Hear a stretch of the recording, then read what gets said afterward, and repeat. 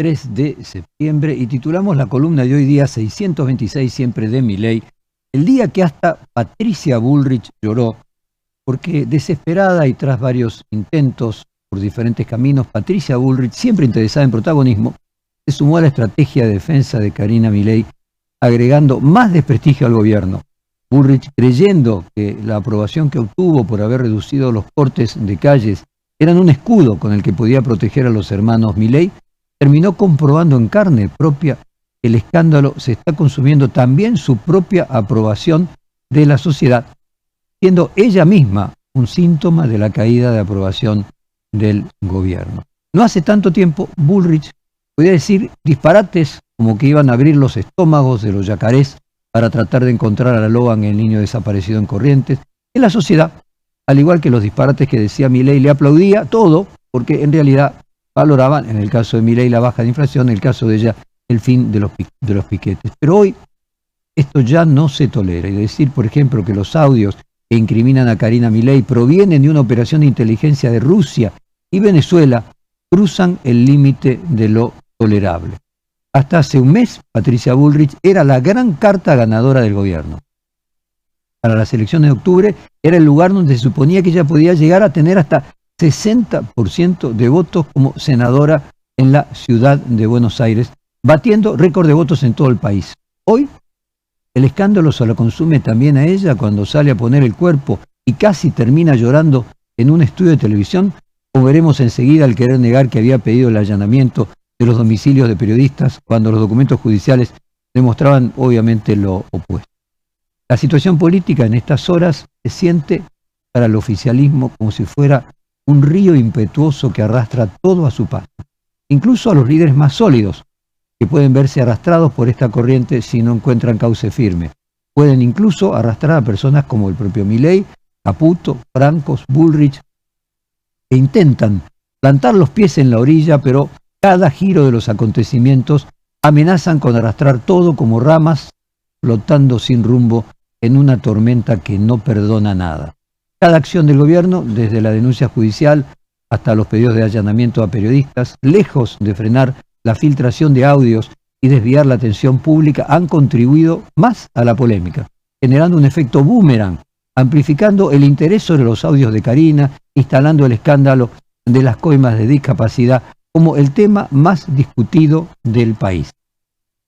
Con la presión de correr el eje de la discusión autoimpuesta desde la Casa Rosada, decidieron pasar del plan inicial, que era, entre comillas, dejar que actúe la justicia, que marcó Guillermo Francos al inicio del escándalo, a amenazar con una acción legal contra Españuolo, que hasta ahora no se concretó y genera todas sospechas de toda índole, avanzar contra la prensa en una denuncia ante la justicia federal, donde entre otras cosas se pidió el allanamiento del canal de streaming Carnaval, difundió las grabaciones y también la de los periodistas citados. Para buscar impedir por vía judicial que se sigan difundiendo audios, el gobierno juega la nueva carta, la carta de una denuncia de una intrincada conspiración contra el oficialismo. Un último intento que saliera a dar la cara una de las funcionarias que en el momento mantenía una de las mejores imágenes a los ojos de la población, que era Patricia Bullrich, y terminó mal. En una primera instancia, la ministra dijo esto, que servicios de inteligencia de Venezuela y Rusia habían participado en la filtración de los audios grabados dentro de la Casa Rosada, hipótesis que Bullrich apuntó primero diciendo que Franco Vindir, pareja de la diputada Pagano, a quien vinculó con actividades internacionales, que había sido asesor de la petrolera estatal venezolana PDVSA, que intervino en gestiones en Paraguay para lograr la liberación de un integrante del Ejército Revolucionario del Pueblo. Además, estuvo cercano al exmandatario boliviano Evo Morales durante su exilio en Buenos Aires, y también usó como argumento que hay un gendarme argentino detenido en Venezuela. Y con esto ya construía de que Venezuela estaba interesada en la distribución de esos audios, lo mismo que Rusia. Por su parte, frente a las acusaciones, la Embajada de Rusia en Buenos Aires emitió un comunicado titulado Comentario de la Embajada Rusa en Argentina sobre las relaciones bilaterales. En ese texto, difundido el martes por la tarde, la representación diplomática fue tajante. Dijo: rechazamos categóricamente estas acusaciones considerándolas infundadas y falsas. El deseo de ver espías rusos en cada esquina es irracional y destructivo. Y anoche hubo un pequeño reajuste esta vez con el objeto de que los ataques ya no fueran espías rusos o venezolanos, sino el propio kirchnerismo. Vamos a escuchar un pequeño fragmento de la declaración de Bullrich de ayer, denunciando en la Casa Rosada la presencia de cámaras que supuestamente serían una operación de espionaje del kirchnerismo. Escuchemos esos 30 segundos. Estamos ante una de las operaciones de espionaje ilegal más peligrosas de la historia comandada por el kirchnerismo. La Casa de Gobierno y la Presidencia de la Cámara de Diputados habrían sido infiltradas con grabaciones clandestinas, guardadas en silencio durante más de un año y difundidas ahora como un misil político en plena campaña electoral. Esto no es una mera filtración, es un ataque directo a la democracia argentina. En la Casa Rosada creen que la medida cautelar que prohibía la difusión de los audios de Karina Milei grabados en la Casa Rosada fue un éxito, porque lograron que se desviara el eje de la discusión y se hablara de la libertad de expresión, en lugar de la investigación de las supuestas coimas en la Central de Discapacidad. Sin embargo, lo más probable es que esto sea solamente el efecto momentáneo y que la censura genere, como en la mayoría de los casos, aún más interés conocidos por estos audios. Y lo cierto es que el gobierno tantea distintas estrategias, desdiciéndose una y otra vez, y todavía no da con la estrategia unificada de defensa. Recordemos que en un primer momento Guillermo Francos dijo que los audios eran falsos. Y este martes la ministra estuvo en el canal A24 con el objetivo de justificar la denuncia judicial impulsada por su cartera, el Ministerio de Seguridad, contra los distintos periodistas. Intentó desmarcarse de la acusación de censura, pero el programa derivó en un momento incómodo que la dejó perpleja. Como ya dijimos durante la entrevista, Bullrich negó tajantemente haber solicitado los allanamientos contra los periodistas Rial y otros, y sin embargo el conductor Pablo Rossi pidió que un colega leyese en vivo la denuncia completa. De allí el apartado titulado explícitamente Allanamientos detallaba los pedidos de registro del domicilio contra Rial, Mauro Federico, Franco Bindi y Pablo Tobillino, dirigente vinculado a la AFA y a mano derecha de Claudio Chiquitapia. La ministra acusa a este grupo de formar una presunta trama de agentes en combinación con los rusos y los venezolanos para derrotar al gobierno. Vamos a ver este fragmento incómodo de Bullrich en el momento que desdecía. Era obvio, ¿no?, el escrito que el propio Ministerio de Seguridad presentó denunciando una supuesta violación de la ley de inteligencia tras la aparición de las grabaciones. Es un escrito de 20 páginas donde se piden medidas cautelares, como impedir que se sigan difundiendo registros vinculados a la filmación, y solicitó que se ordenaran a los medios, a las plataformas digitales, abstenerse de reproducirlo bajo la amenaza de sanciones de desobediencia, algo que constituye a todas luces, ya lo dijimos, censura previa, como lo abordamos ayer en nuestra columna del día pasado. Pero el episodio no quedó allí. Consultado por Rossi sobre la confianza en la familia Menem, Bullrich cometió un tropiezo verbal. Rápidamente se corrigió. No hay ninguna expresión que me guste menos, debería haber dicho, pero dijo, no hay ninguna expresión que me guste Menem. Un fallido que reemplazó la palabra menos por Menem. Vamos a ver este nuevo pedacito, son solo 15 segundos y seguimos avanzando. Pondría esa.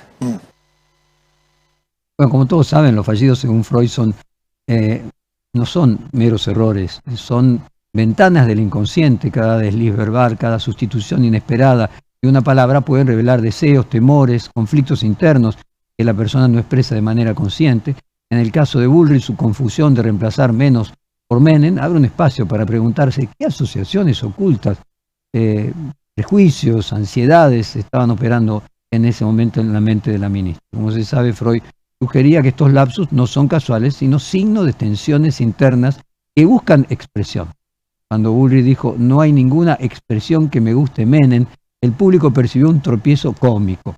Pero en términos psicoanalíticos podría reflejar un vínculo emocional inconsciente, una resistencia, incluso una simpatía reprimida que se filtró sin querer en su discurso. Y el error funciona así como un sistema verbal pequeño pero revelador. En política, estos fallidos adquieren además una dimensión pública y estratégica. No solo muestran aspectos privados del inconsciente de un funcionario, sino que también pueden ser explotados por rivales, por los medios. Y en la teoría freudiana nos recuerdan que cada palabra pronunciada es potencialmente un espejo también de lo no dicho, y que detrás de cada tropiezo verbal pueden esconderse, como decíamos, conflictos internos, deseos reprimidos, tensiones que de otra manera permanecerían invisibles. No tuvo una buena noche la ministra allí, y esto es simplemente un síntoma más de todo lo que vamos a seguir viendo.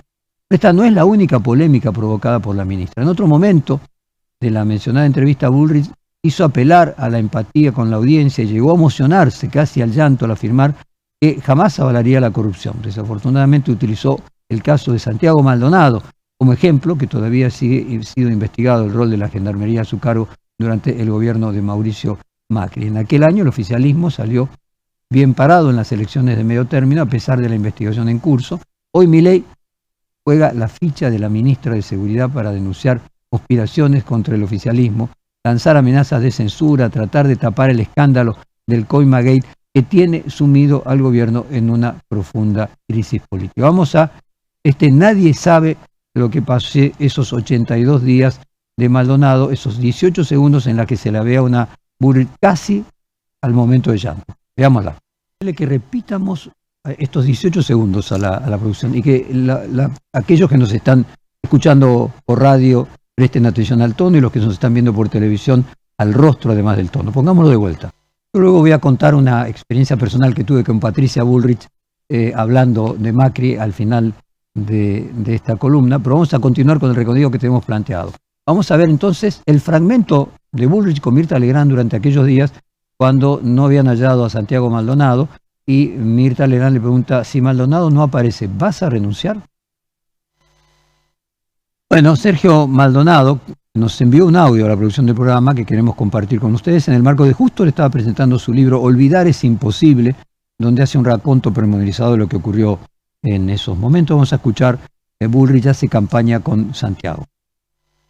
Hola, soy Sergio, hermano de Santiago Maldonado, y este 1 de agosto se cumplieron 8 años de la desaparición forzada de Santiago y en conmemoración a esa fecha saqué un libro que se llama Olvidar es imposible.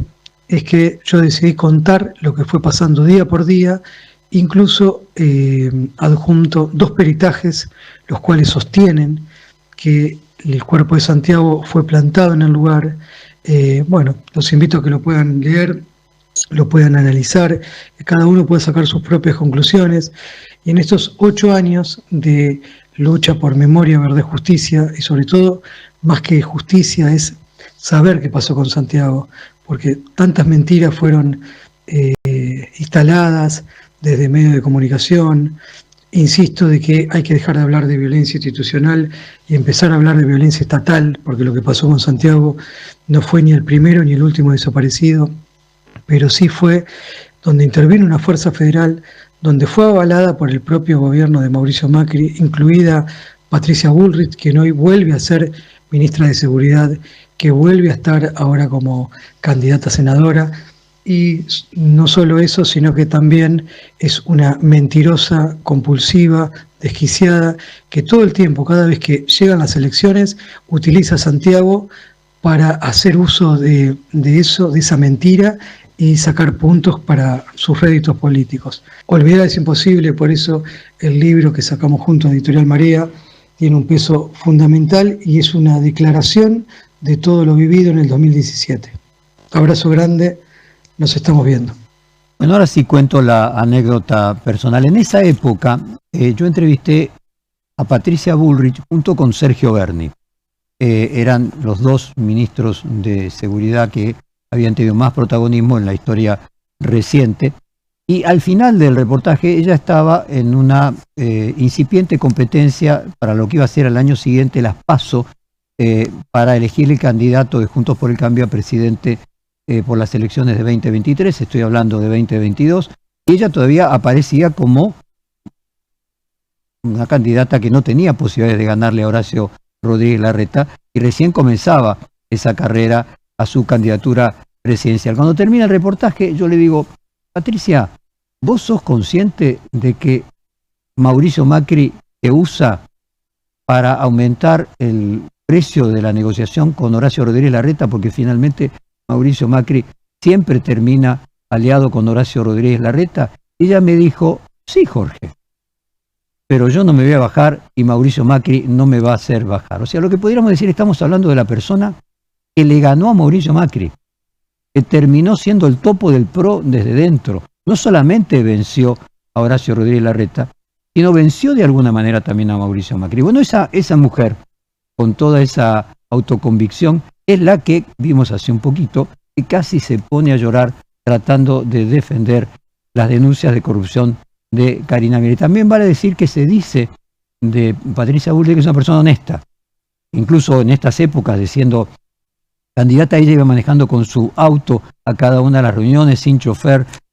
Así que creo que ese gesto de emoción que vimos en este corte que hicimos de la entrevista que le hicieron en A24 es un síntoma del debilitamiento del gobierno en su conjunto, en una de las personas con el carácter más fuerte y más templado que yo he visto a lo largo de mis muchos años de hacer entrevistas.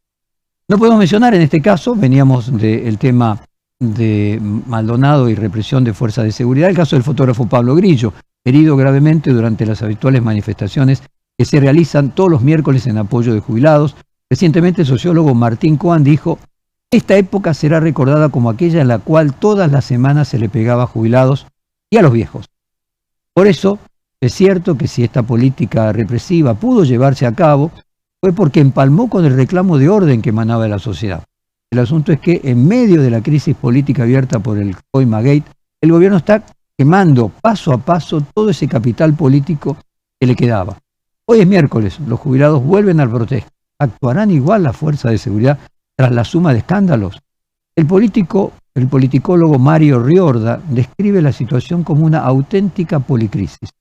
No se trata solo de un expediente judicial. Lo que está en juego es una combinación de factores que abarcan desde la incertidumbre total sobre cómo puede evolucionar el caso, la opacidad en el manejo de la información, hasta el impacto en los niveles más altos de la dirigencia política. A todo esto, además, se suma un deterioro de imagen presidencial que amenaza la estabilidad de cargos claves y es una sombra de desconfianza que se proyecta sobre los mercados. Pero la relación oficial, lejos de desactivar la polémica a cada paso, parece reforzarla. La decisión de poner las manos en el fuego por los funcionarios cuestionados termina generando un efecto boomerang sobre la figura presidencial. La opinión pública lo refleja con crudeza. 7 de cada 10 argentinos aseguran que no pondrían las manos en el fuego ni por Karina ni por los Menem vinculados al gobierno. Y aún más contundente resulta el 65% de la sociedad exige la renuncia de los señalados y que queden a disposición de la justicia, un planteo compartido por amplios sectores del llamado Círculo Rojo. Le vamos a pedir a la producción que nos coloque un slide con unos círculos, unas tortas, donde claramente dice: Karina Milei y los Menem deberían renunciar a los cargos que tienen. 65% está de acuerdo y solo 30%, 29,5% no le está. De la pregunta: Karina Milei y los Menem deberían renunciar a los cargos que tiene el gobierno y dejar que la justicia los investigue, y entonces esto mismo se abre entre quienes votaron a Sergio Massa, que obviamente prácticamente todos dicen que deberían renunciar, pero vamos a los que votaron por Javier Milei. Ahí nos encontramos que 37% de los que votaron por Javier Milei consideran que Karina Milei y los Menem deberían renunciar. El costo económico tampoco queda al margen. Para el 61% de la población el escándalo traerá consecuencias negativas en los mercados y provocará un golpe de confianza en los inversores. Un diagnóstico exhibe el riesgo de la crisis institucional que se transforme en inestabilidad financiera. La historia argentina de enfrentamientos entre el poder, la corrupción, es vasto y recordado. Cuando un gobierno queda asociado con esa etiqueta, la relación con la sociedad suele romperse de manera definitiva.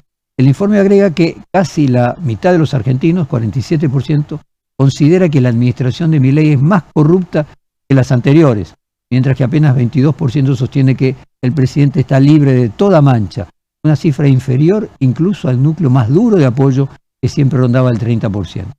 Y es llamativo que hasta un 18% de quienes votaron por Milei afirman que el presidente debería someterse no ya a renunciar Karina Milei, sino a juicio político. Vamos a pedir nuevamente a la producción que nos coloque otro slide donde esto se percibe. Milei por el Coimagate debería ser sometido a juicio político. Recordemos que el juicio político implica que puede ser desplazado de su cargo.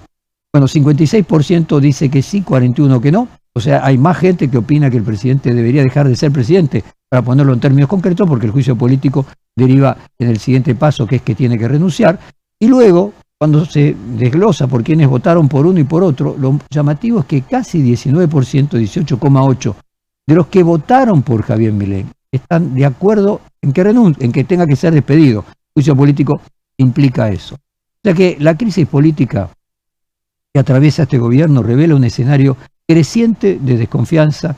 El oficialismo atraviesa momentos difíciles, busca jugar todo su arsenal político para contener la escalada que podría pasar una factura dura en las elecciones provinciales de este domingo y desestabilizar todo su equilibrio de poder. El impacto de la policrisis no se limita al terreno político, sino que alcanza el ámbito económico y financiero. Ayer, desde Economía, anunciaron la intervención del Tesoro en el mercado cambiario, algo que el gobierno juraba que nunca iba a ser. Objetivo, contener la escalada del dólar y contener la inflación.